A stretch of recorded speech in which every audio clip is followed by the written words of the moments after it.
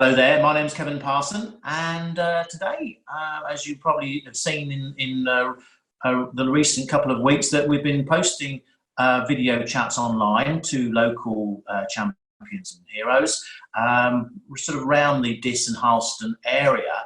And today I'm really pleased to have what I call a true hero, who is a nursing assistant at the Norfolk Norwich Hospital, Claire Prest. She lives in Harleston, and sort of like to have a big warm welcome to Claire. Hi Claire, how are you? Hello there, yeah, very well, thank you. Good, good. And I know a lot of people like yourself who are working in the hospitals and local health centres, and anybody to do with the NHS. I turn a lot of the country, and we obviously with the Thursday night clap sort of in 8 o'clock. Everybody turns you as sort of a local hero. And I know a lot of people don't actually, who are the actual heroes, don't actually think they are, but I personally think that you are. So what excuse me, what I like to do is just to see what you're doing at the moment. Sort of say you're at the Norfolk and Norwich, and what you feel is important. Well, first of all, you're right, we don't look at ourselves as being heroes. You know, we're just doing our job. This is what we love doing. I mean, I absolutely love my job, working at the hospital and helping people. And no, I don't see myself as a hero, but feel very honoured and flattered that people think that of us, you know. It's just... I know that I saw somewhere once that only a couple of weeks ago where someone was in ICU because obviously they were suffering from the COVID. And I think with anywhere in the hospital at the moment, visiting from family is difficult, isn't it? Yeah, I mean, we've got no visitors allowed at all at the moment at the hospital. It's really bizarre times up there, to be honest with you. You know, the hospital feels empty because you've got no visitors, you've got no outpatient appointments happening. It's a different world there at the moment, to say the least, yes. So whether you're on, whatever your ward you're on, it's affecting every ward there is there, and particularly with you, because you were obviously telling me that you're not necessarily in one place at any one time. No, I work on the nurse bank, and I absolutely love that, which means I get to work around the hospital everywhere. I mean, I can be in A&E 1 minute, I can be on delivery suite the next minute, I can be on all the different wards throughout the hospital, which is great because I from working like that, I know so many people at the hospital. You know, its own community up there, really. And also, I have a lot of experience in all different areas working up there. But at the moment, the wards which have their own specialities are no longer. They're all coronavirus. Well, most of them are coronavirus wards. So really, whatever your job you're doing, you're not escaping that. You're in the thick of it, really, I would put it. Sort of, you know, with whether it be a patient who's in there for everyday things or the COVID-19. Correct, yeah, and also because it takes 14 days for the virus to come to forefront. I mean, I could be looking after a patient who apparently hasn't got the virus, but they could potentially have it. So you don't know if you are looking after somebody with it either. So it's scary times, yeah. So so when I know that there's been obviously a lot of things on sort of the media, on the TV and everything, and sort of get a bit of insight and obviously a lot of people's opinions. But at the moment, in fact, I saw something on last night, which was I think it was Ross Kemp, and where they were saying they're doing 12-hour shifts. And are you doing that sort of thing? You know, 12-hour shifts rather than the normal 8 hours, I suppose, and also sort of how are you finding it personally? That is my normal shift patterns, 12-hour shifts. Are they? Yeah, so generally when we don't have this situation, I work night shifts. Right. So I'll be a full-time mum to my daughter still. And they start 7 o'clock at night and I finish 7:30 the following morning. But I'm actually out of the house for 14 hours because I have to leave in time to get to the hospital to then get changed when I get there. And then by the time I finish, obviously at 7:30, I've then got to get changed and get home. So I'm actually out of the house for 14 hours at a time when I work. Yeah. And are you involved sort of in as much, obviously if you're dealing with COVID-19 patients, then you're fully masked up as well, and with the eye screens? Yeah, well, the wards that I've been on, you only wear the eye screens if you're doing anything to do with aerosol procedures. So if you've got any spray coming out of the patient's throat and face area. Yeah. Those face masks look quite uncomfortable, particularly if you're wearing it sort of for most of your day. They are really uncomfortable, and I know myself and all my colleagues at the hospital say the same. You know, behind our ears, across the after 12 hours, but you get really sore. But I mean, I've been really lucky. There's some fantastic people in Harleston who have volunteered to make headbands and different things what you can put behind the neck for the elastic to tie onto for the face mask. I saw those. Yeah, I saw those. Yeah. And since then, I've put a notice on the kindness page. I've had some more people have made some things for me. So no, that it's really, really well supported through my local community as well about the face mask situation. Yeah.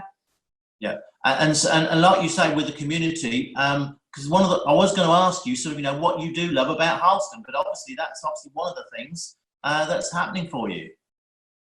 Yeah, I mean, I love the town. I love all the independent shops that we've got here. I mean, I went to one this morning, for example. He'd saved something back for my dad.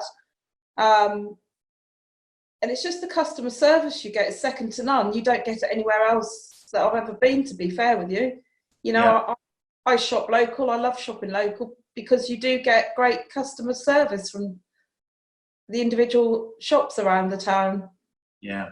And as you say, sort of, a great community. So, so have you always lived in Harleston?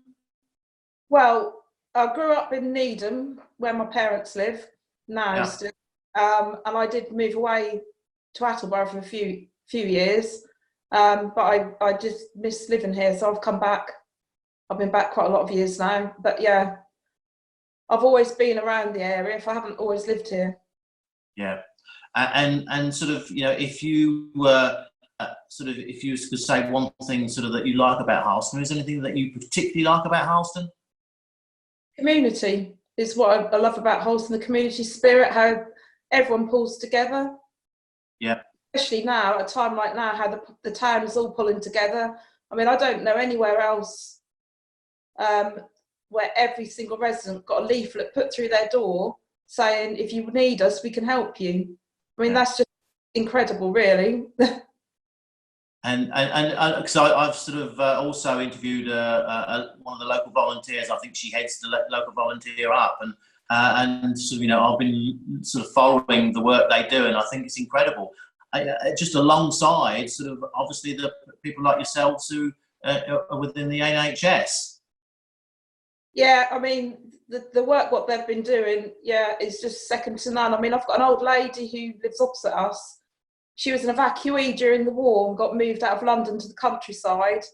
And I spoke to her last night, actually, across the road, and she said at this precise moment in time, for her, this situation is worse than what she had during the war, because during the war she got to speak to people and see people.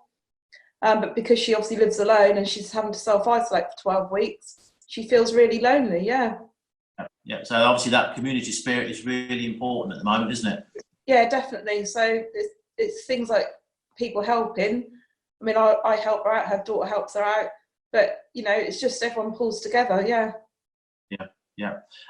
And those sort of, obviously sort of, with your current occupation, which I know you love, and there's obviously, and I can see there's a lot of commitment and passion sort of there, and and under some sort of sort of circumstances which are not the most pleasant in terms of sort of the face mask and sort of the long hours and the shifts. So do you get much time off? Well, because they are long shifts, you do then get time off. Because obviously if you do 3 of those shifts a week, that's 36 hours. Yeah. And I try and do my shifts together because I book them myself. Yeah. And I do, I mean, that is hard going at the time, but then you get to have 4 days off on the trot together. So. And I guess you probably need that 4 days off just to sort of recharge your batteries, because I'm sure 12 hours a day, and if you're wearing a mask and you're on the go, because I'm sure you're not sitting down all the time, you're on your feet a lot of the time. And that it's actually, you're going to get some fatigue sort of whilst you are working, I'm sure. Yeah, you're on your feet the whole time, in fairness. I mean, people think night shifts are quiet, people are asleep. Well, night shifts are really busy. I mean... And so, and obviously, sort of, hopefully we're not going to be in this situation too much longer, or I guess sort of with the NHS, there's going to be quite some time whilst there's patients on there. Obviously, with the lockdown, it's probably going to be, I don't know, May sometime, hopefully. Is there any particular shop, pub, cafe that you would particularly like to visit once we get out of this lockdown situation and things start opening again? I'd love to visit my local campsite with my caravan. All right. Yeah, that's my relax. Yeah, well, I don't blame you on that. So, obviously, Claire, really thank you so much for sort of coming and chatting to us. I'll leave the final word to you because I'm sure you'd like to say something. You know, what would you say to the whole community and beyond there if you've got a message that you want to put out there? Well, what I would like to say is I know this is really hard going for everyone at the moment being, you know, indoors, but you are safe being indoors. Please do stay indoors. It really does help the NHS and it does help to save lives. This is for the short term, but you will get a long-term gain from doing so. If you don't stay indoors now, this will just go on for longer. So please bear with everything, and we're all in it together, and we'll come out stronger together as well. Claire, thanks so much for giving up your time today, because I know obviously it's precious for you when you're sort of doing such a hard job. Anyone out there who sort of looks at this video, if you'd like to make a comment about what you think Claire does in the community, please do sort of post on there. And if you know of any local heroes or champions in the area that you'd like to nominate, please again go in the comment section and list those, and we'd love to be able to chat to them. Claire, once again, thanks so much, and look forward to speaking to you again sometime. Thanks very much, Kevin, and thanks for asking me to do the interview. No problem. No, it's been an absolute pleasure. It's been my privilege and pleasure. Thank you very much, Claire. Thank you. See you all soon. Bye-bye.